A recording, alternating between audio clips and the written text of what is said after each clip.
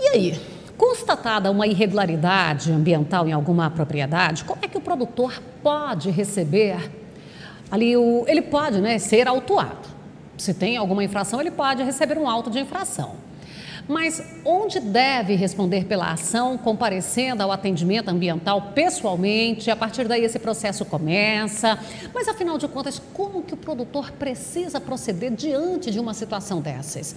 Isso aí vai fazer muita diferença se ele tiver uma boa consultoria que vai trazer essa orientação.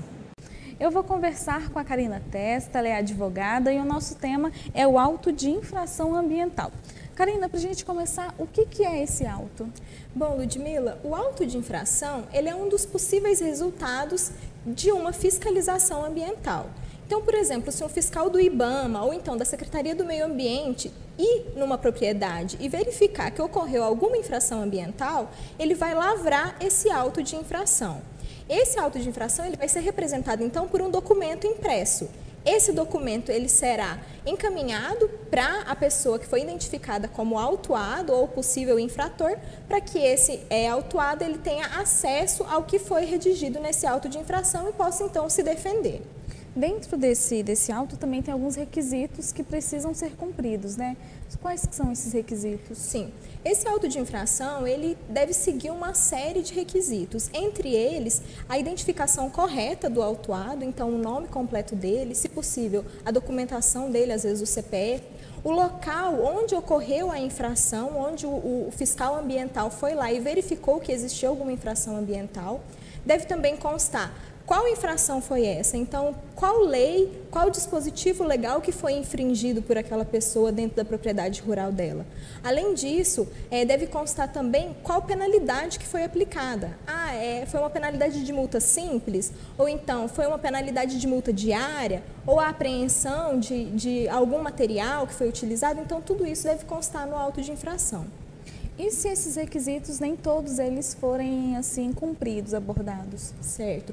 Se por acaso não tiver todos esses requisitos que são considerados essenciais no auto de infração, esse auto ele pode ser nulo ou anulável. E isso vai depender de qual tipo de vício que vai estar presente nesse auto de infração.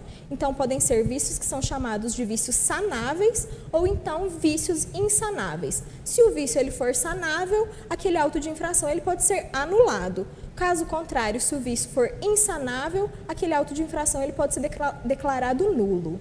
E como que faz essa diferenciação entre um vício e outro? Certo. Os vícios que são chamados vícios sanáveis são aqueles que podem ser corrigidos. Então, por exemplo, o fiscal ambiental, na hora de lavrar o auto de infração, ele colocou que você infringiu determinado artigo de determinada lei, mas, porventura, ele errou o ano de publicação daquela lei. E aquilo acabou te afetando na hora de você fazer a sua defesa do auto de infração.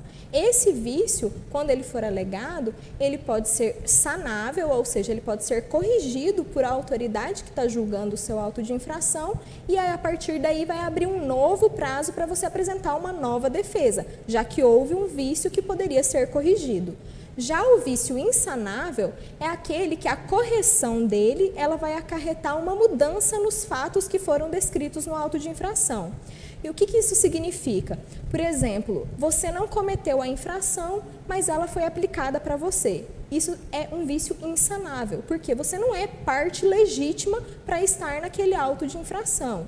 Ou então, a atitude que você cometeu, a sua conduta na propriedade rural, ela não é considerada uma infração ambiental, mas ainda assim o fiscal foi lá e apontou como sendo uma infração. Isso também é um vício insanável. No momento em que você alegar ele e a autoridade julgadora reconhecer que ele é um vício insanável, aquele auto de infração ele vai ser declarado nulo e o processo administrativo ele vai ser encerrado. Também tem um momento certo de apresentar esses vícios, né? Sim, o momento assim oportuno para que você aponte a existência ou não desses vícios é no momento que faz a defesa do auto de infração.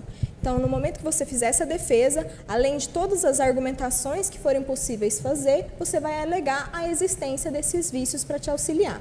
Então, por isso que é importante que você esteja sempre acompanhado de um profissional que seja especialista na área ambiental, para que ele possa apontar de forma correta os vícios que ocorreram ou não naquele auto de infração.